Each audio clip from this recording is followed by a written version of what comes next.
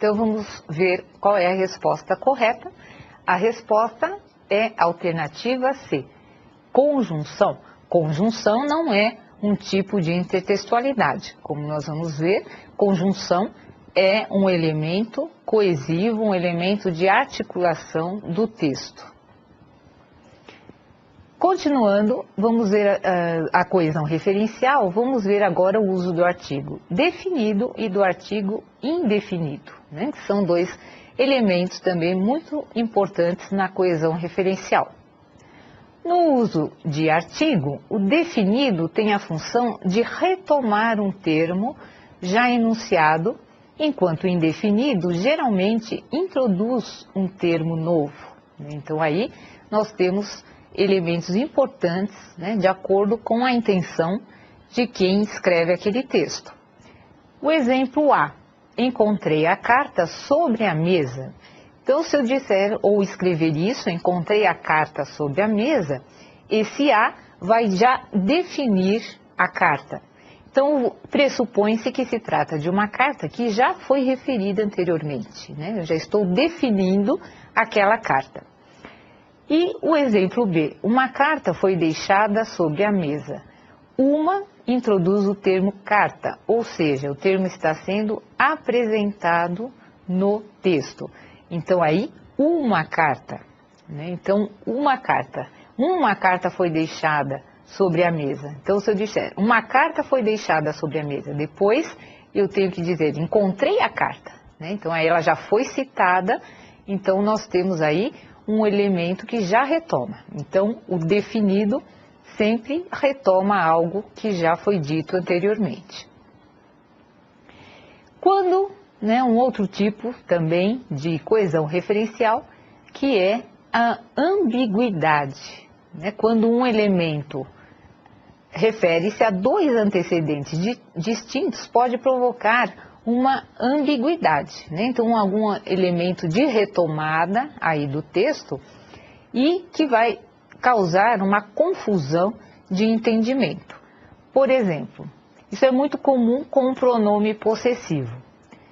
Minha amiga discutiu com a irmã por causa de sua resposta.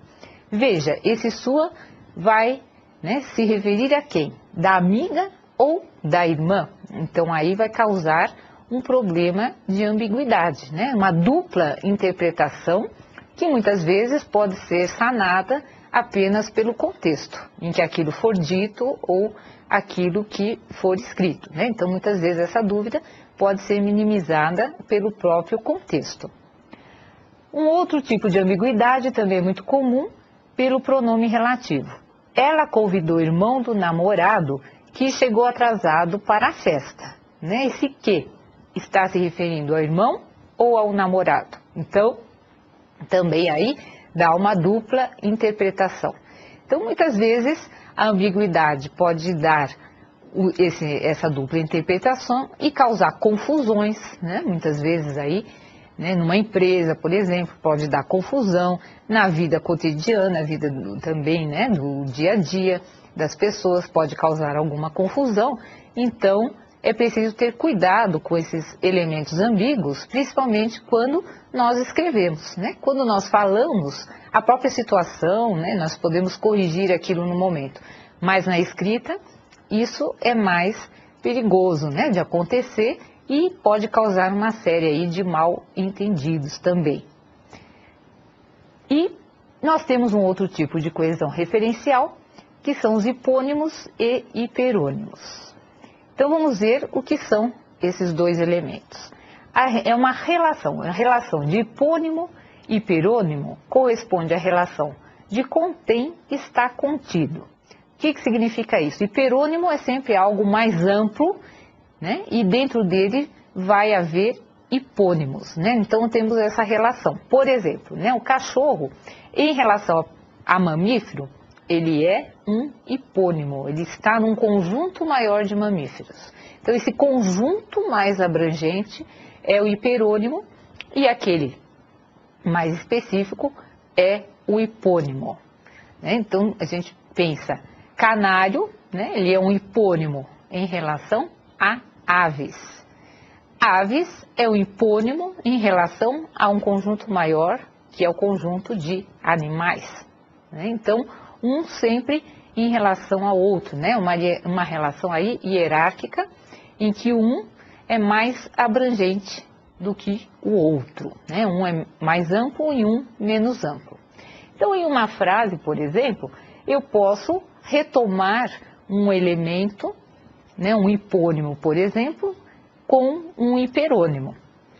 Veja o exemplo. O carro estava perto de casa. O veículo ficou muito tempo estacionado por lá. Qual é o termo mais abrangente aí? Veículo, né? Veículo nós podemos pensar ônibus, bicicleta, né? Carroça, então qualquer elemento aí, qualquer meio de transporte. E o carro, né, já é mais específico. Então, o carro estava perto de casa, o veículo ficou muito tempo estacionado por lá. Então, veículo aí retoma, né, a palavra carro. Para eu não repetir duas vezes a mesma palavra, né, repetir carro, eu uso um hiperônimo e faço a retomada desse elemento.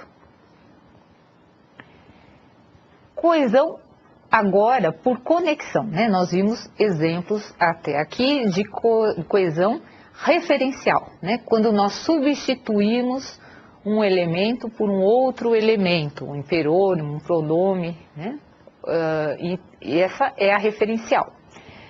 Agora nós temos por conexão. Conexão significa junção. Então, ela é estabelecida por conectores ou operadores discursivos que fazem a relação entre segmentos do texto, né? Então, aqui já é uma relação de conexão, de junção, em que eu vou ter uma palavrinha que vai relacionar, juntar duas ideias e vai fazer com que essas duas ideias, então, fiquem relacionadas, né? Fiquem articuladas. Então, esses conectores estabelecem relação lógico-semântica entre as partes do texto e podem ser de várias maneiras, né? Nós temos várias relações de causa, né? De finalidade, por exemplo, de oposição de ideias. Então, aí nesse caso, nós vamos ter elementos que vão fazer essa junção. O que é importante lembrar? Que em um determinado texto, nós temos que escolher esses elementos, né, esses conectores, de acordo com a nossa intenção. Então, que ideia que eu quero passar no texto? É uma ideia de conclusão? Né, uma ideia de oposição?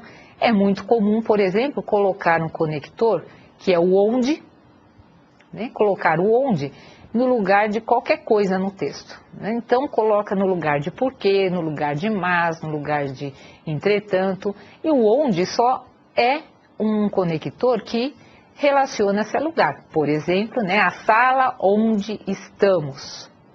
Então, o onde é muito específico. Temos que tomar cuidado ao escrever textos com essa palavrinha onde, né? Porque a tendência é colocar esse onde em lugares inadequados, né? Em frases inadequadas. Vamos ver, então, alguns exemplos, né? Nós temos muitos na língua portuguesa, vamos ver apenas alguns exemplos de conectores. A ideia de conjunção, né? Por exemplo, são os conectores que marcam uma relação de conjunção argumentativa, ligam argumentos em favor de uma conclusão. Então, são aqueles elementos que indicam uma adição, né? Uma conjunção. Por exemplo, o cliente não recebeu o produto solicitado e ficou satisfeito com o que recebera, né? Então, aqui nós temos esse e que vai adicionar aí uma outra ideia à ideia anterior. Eu tenho também o também, além disso, né? Que são elementos de adição. Disjunção, né? Disjunção, os que indicam uma relação de disjunção argumentativa, né? Então já tem uma ideia diferente, que já não é de adição, e sim de exclusão. Por exemplo, todos os convocados pelas autoridades competentes devem apresentar-se ou serão intimidados a fazê-los, né? Fazer uma coisa ou outra, né? Então, uma ideia aí de disjunção. Também uma palavrinha específica, o ou para dar essa ideia. Tenho também a ideia de conclusão, né, que marca uma relação de conclusão argumentativa.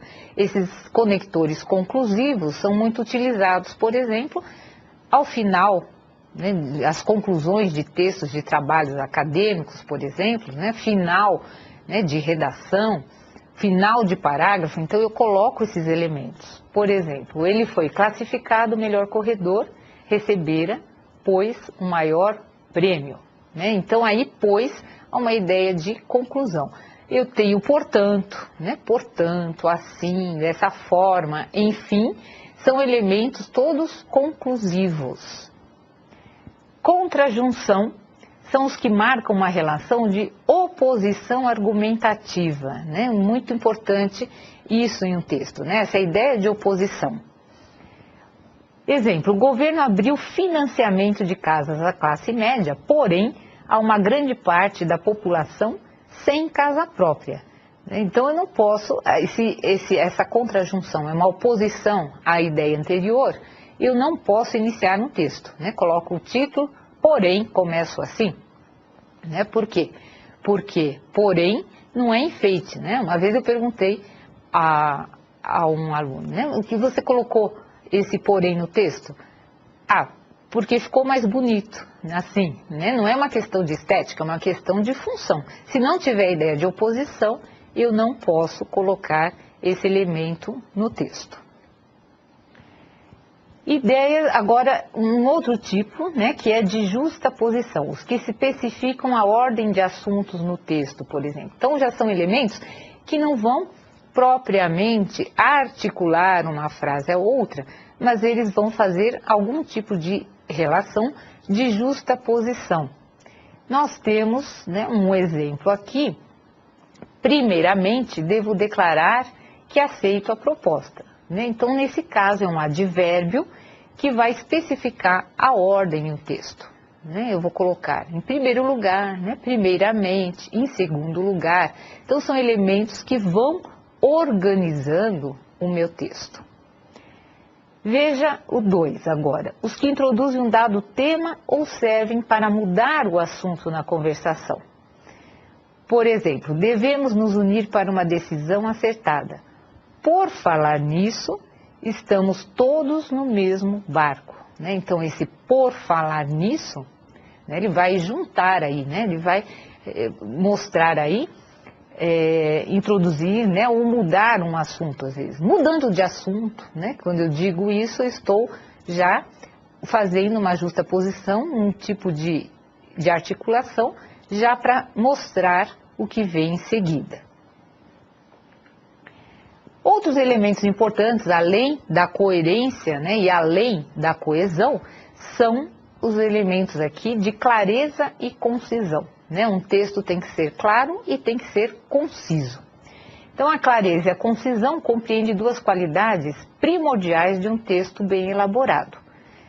A primeira, né, a clareza, diz respeito à organização coerente das ideias, de modo a não deixar dúvidas sobre o que foi proposto, desde seu início até sua conclusão. Então, para que o texto fique claro, eu tenho que usar todos esses elementos de coerência que nós vimos, né? Então, saber, né, organizar o texto, evitando ambiguidades, por exemplo, usando os pronomes de forma adequada, para que o texto seja claro ao leitor, seja claro ao meu interlocutor.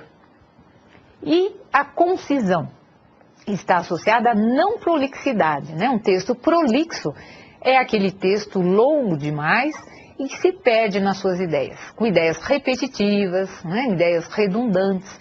Então, o que eu tenho que fazer? Sempre organizar para dizer aquilo que é essencial, né? Saber cortar o que já foi dito, cortar as repetições em um texto principalmente escrito, né? Um texto escrito, ele não deve se perder, né, num mar de informações e levar o leitor a saber, né, e ler aquilo que está apresentado e ter justamente essa impressão de clareza também. Então, clareza e concisão são elementos que estão muito ligados, né? Um texto prolixo demais, longo demais, com períodos muito longos, vai fazer com que o texto fique confuso e perca a sua clareza. Organização dos parágrafos. Primeiramente, ao se elaborar um texto, é preciso um planejamento, então, um roteiro que vai nortear a organização em parágrafos de forma que haja um encadeamento lógico-semântico. Claro, primeiro a organização desses elementos. Em seguida, deve-se fazer um esboço da estrutura do texto a ser produzido, partindo-se da ideia central, né? Então, todo o texto tem uma ideia central. E a partir dessa ideia, relacionam-se tópicos, né, que vão ser os núcleos temáticos. E aí que eu vou organizar meus parágrafos. Eu tenho uma ideia central, que é a ideia do texto todo, e aí como que eu vou dividir os parágrafos? Vou ter tópicos, né? Vou ter aí microtemas desse tema, que é o tema central, e aí eu vou em cada parágrafo colocando uma dessas ideias centrais. Então, uma ideia central do texto todo e a cada parágrafo uma ideia também para cada um deles, né? E dessa forma o texto fica organizado. Vamos agora, né, para mais uma interatividade. Assinale o item que o pronome relativo que pode causar ambiguidade. Alternativa A. O homem que cumprimentei é o diretor da universidade. Alternativa B. O aluno que estuda vence cedo ou tarde. Alternativa C. A casa em que moro fica próxima ao centro. Alternativa D. Não conheço o pai do menino que se acidentou. Alternativa E. Adriano, que comprou a decoração, fará o bolo. Então, você vai pensar um pouco, depois eu volto com a resposta.